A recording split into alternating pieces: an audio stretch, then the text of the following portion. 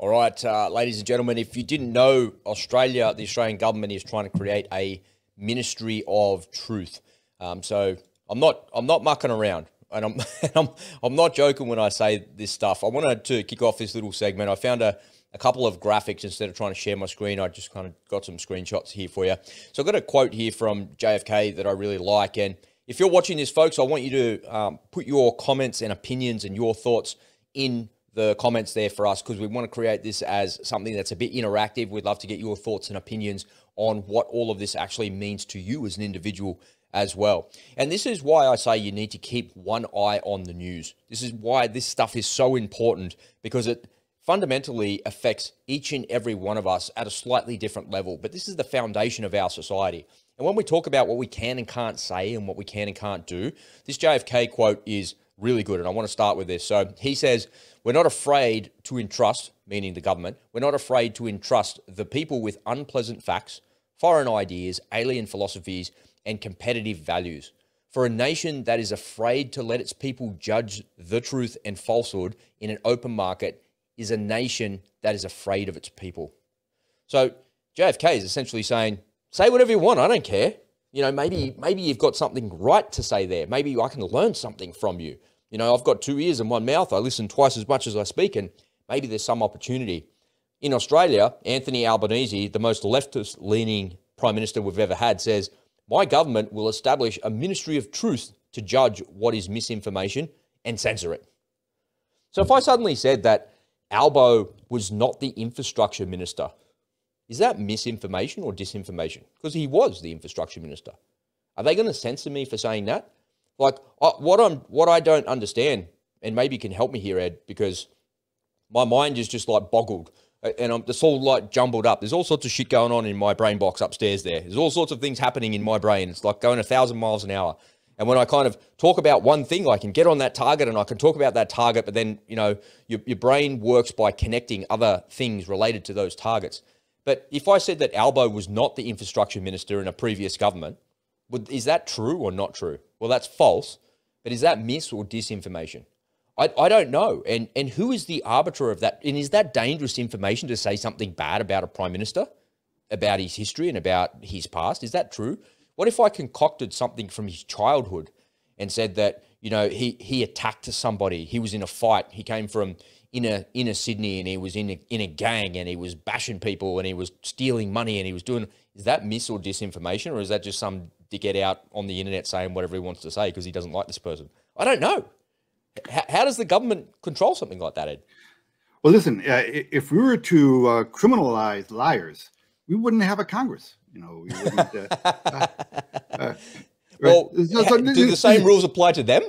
Not the Democrats. It won't stop transmission. It depends on what you have. Mis or disinformation? Mis or dis? Yeah. Oh, truth? But they said it would. Listen, governments have to be really careful about what rights they grant and take away, because what can be given to you can be taken away from you. And, you know, when what goes around comes around. And if they're going to have a Ministry of Truth promoting, you know, their agenda, their belief systems, or what's going to happen when the next guy gets in and he also has a Ministry of Truth?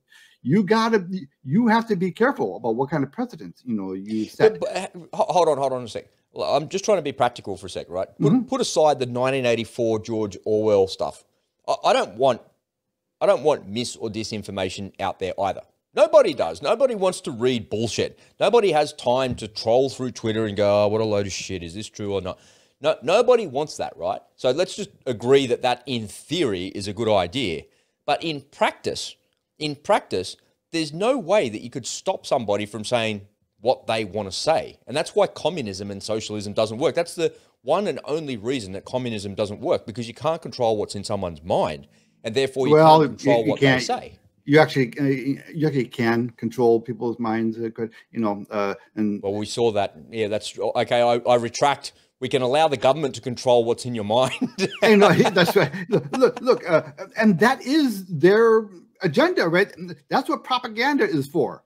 To shape attitudes, shape opinions, right? And the degree to which you're good at your propaganda is the degree to which you can control your public, right? And but this is why more free speech is important. You want to have all of it, and by taking it in, you can get to the truth. And you might have to wade through a lot of garbage to find that truth eventually. But that's what you do as a critical thinking person. You take in all the information, because you never know. Sometimes even the liars will sometimes accidentally spit out a bit of truth on something. Right? MSNBC did that just now. There you go. Right. They're not all bad, man. Come on, they have some good people on there. Look. The best answer to speech that you do not like is more speech. You want to on that point, I want you to hold that thought. I got a 1 minute report here from the Australian version of Throw Up in Your Own Mouth, MSNBC, and they do an accurate job of showing you actually what the intention of this is. The government is pushing ahead with a plan to crack down on fake news, today unveiling draft laws taking aim at tech giants such as Google and Facebook. Political reporter Fiona Willan has filed this report. The government wants these new laws in place by the end of the year. So today it's unveiled the draft bill outlining how it plans to keep tech giants in check by cracking down on digital platforms that allow damaging false information to spread. Today the Communications Minister said we saw examples of harmful fake news spreading during the pandemic when there were arson attacks. You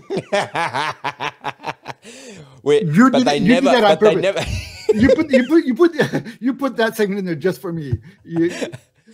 Let me just back that up and say what she said there, because the reporter is like bang on. The Communications Minister said we saw examples of harmful fake news spreading during the pandemic.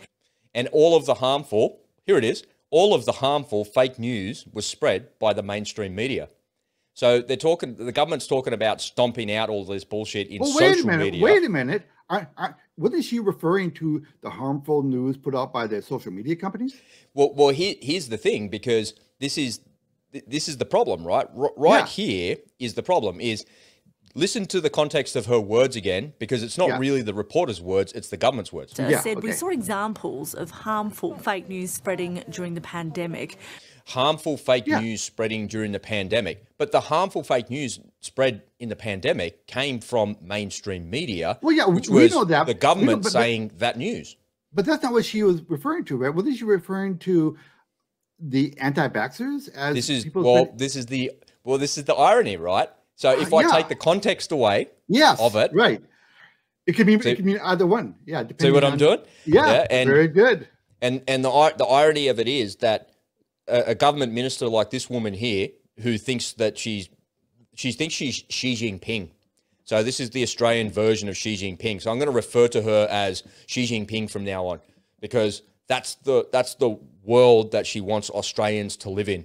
And if you spoke to her, she'd be a perfectly reasonable, normal Australian person. She'd probably be really charismatic, because politicians are pretty charismatic people. She'd be really nice. She'd be friendly. She'd be open to you. But behind that fake facade, make no mistake, ladies and gentlemen, she wants 500 cameras in your suburb. She wants facial recognition to track you. She wants to be able to, she's already listening to everything that you do online through apps on your phone, through TikTok. She's listening to everything that you do on Google by storing every bit of metadata that you look at when you're online on whatever browser that you're looking at. This person is the Australian version of Xi Jinping. And my view is that she's no better than Vladimir Putin, Xi Jinping, or Kim Jong-un. So what I would ask her if I were a reporter would be, okay, so in the next administration, when they hire their own Minister of Truth, are you going to support that Minister of Truth? Yeah, that's exactly right.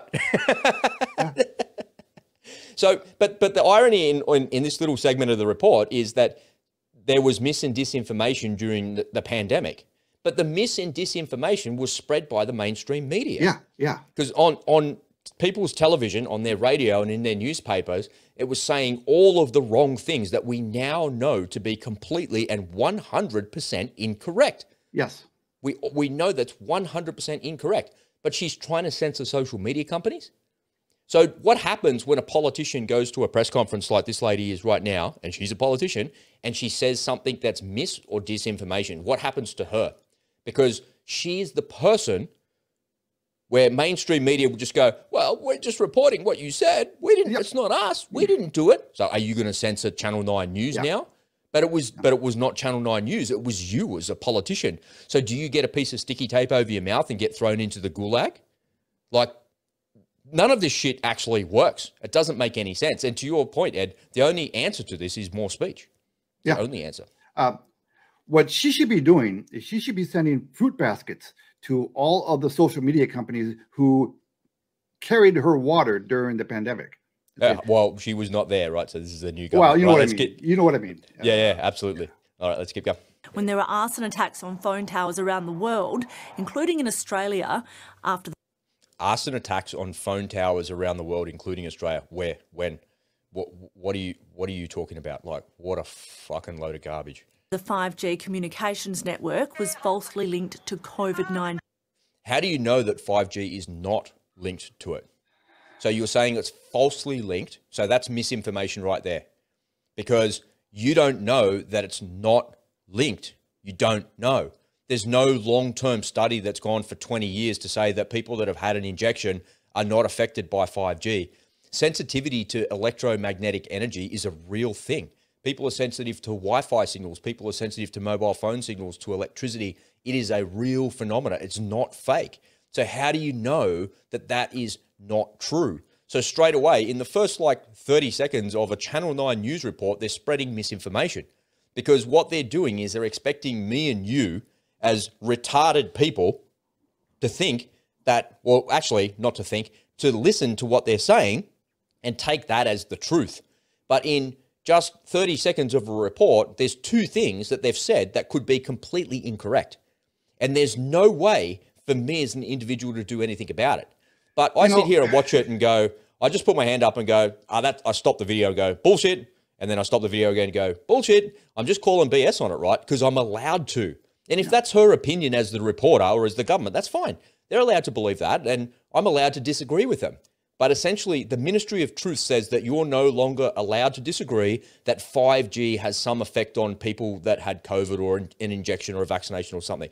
And I'm not saying that it does or it doesn't. I'm saying that I don't know. But they're saying to you that definitively it's a conspiracy theory, but you don't know.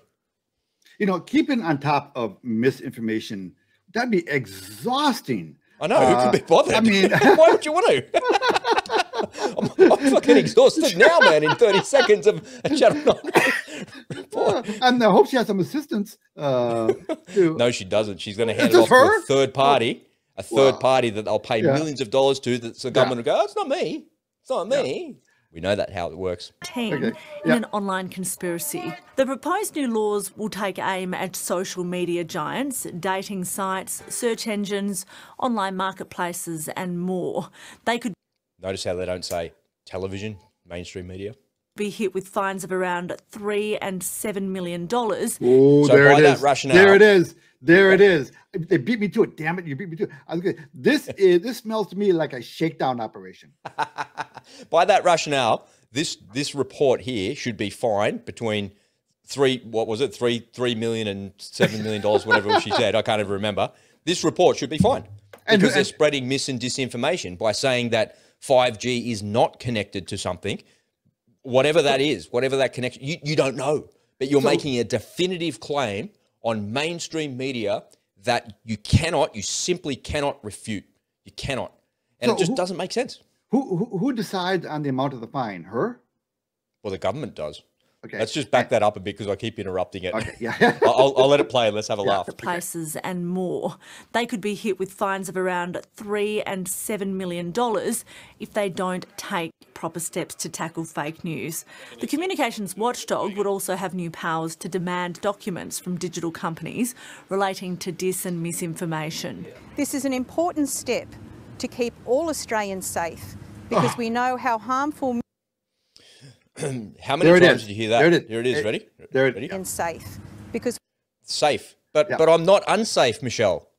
I'm not unsafe. I'm not unsafe from watching a video or reading a piece of content that somebody wrote, whether it's true or it's not. There's books on my shelf behind me that are 100% fake because they're fiction novels. But everything that I sit down and watch over on the television over there on Netflix at nighttime with my missus when I'm relaxing is 100% fake. It's a story. And I'm not unsafe because I'm listening to a story or watching a TV show. But why do they think that we're not safe? Why is that? Okay, so do these people that she's going to end up fining, do they have any recourse for appeals or pushing back, or do they have to pay? I mean, well, it'll be a process, right? So we know that the Australian government, the way that they censor you. So during COVID, what they did is they employed a third-party company. Yeah. And in that third-party company, they searched through social media, Facebook groups, Twitter, Instagram, all of the platforms.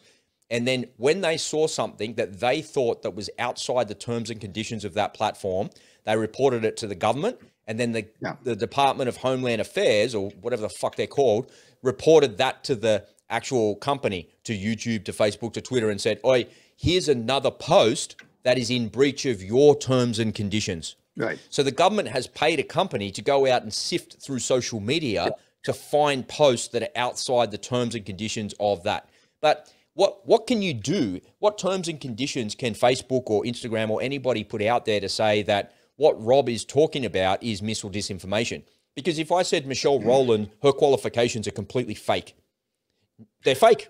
I don't believe that she has that university degree. I don't believe that she has that business. I don't believe that she was truthful on her parliamentary disclosure documents.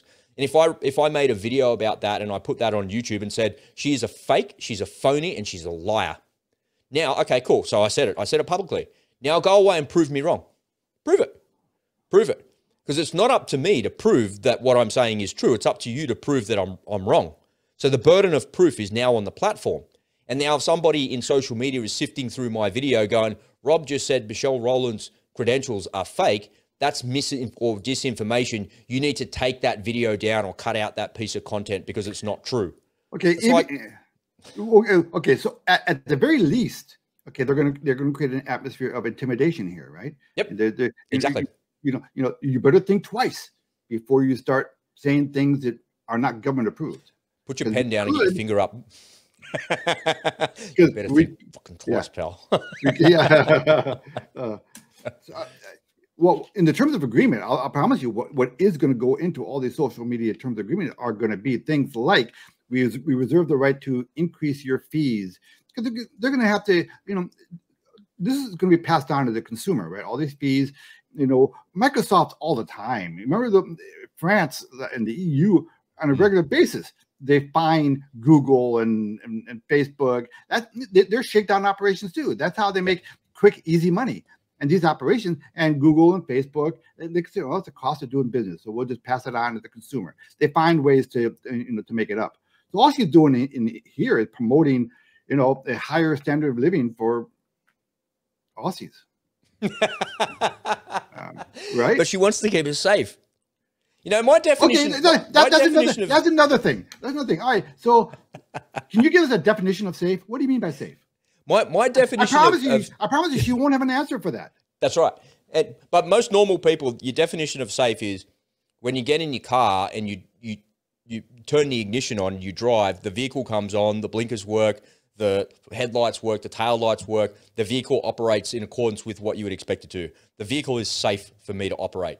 And you know what? If one of the headlights wasn't working, is it not safe? No, it's still drivable. I just probably shouldn't drive it at nighttime if the headlights don't work, right? So, you know, where do you draw the line? It's stupid. The government regulates aviation. It regulates the automotive industry. It regulates thousands of industries across hundreds of different categories for a variety of different reasons, so people don't get hurt, so they don't physically get hurt. The reason I can't drive around my car or get my car registered with bald tires is because if I go around the corner a little bit too fast in the wet or the dry, the car might spin out and I might hurt myself or somebody else. That's a good idea. I like that idea. But the idea of me getting hurt from reading something is what she's trying to keep me safe from. So to your point, when you say, what's the definition of safe? I would go the other way and say, what do you think is going to make me unsafe? What can I possibly read that would make me unsafe? How is my physical security impacted by something that I read? Well, it's not. It never is. Well, people like her colleagues at that university, these are the people who invented the notion of safe spaces in colleges, right? he's saying something that's making me distressed. He called me a beautiful woman. How dare he call me a beautiful woman? I need a safe space. So they have little rooms set aside for the people who feel stressed because. So this idea of safe space. Listen, this is such a first world problem, right? And no one in Afghanistan's worried about this. That's right. Or Nigeria. It goes back to strong men, soft men, right? Strong men. Well, Xi Jinping here on the screen thinks that this is a good idea. Let's round out this report. Sorry, good. Good. Cool. All right, you safe? Yeah. You're not going to be triggered by anything she's going to say? This is what a real snowflake looks like, ladies and gentlemen. Let me get my blankie before I show. Let me get my blankie. Okay. This is actually, when you hear the young generation are a bunch of snowflakes, this is what epitomizes the Xi Jinping snowflake.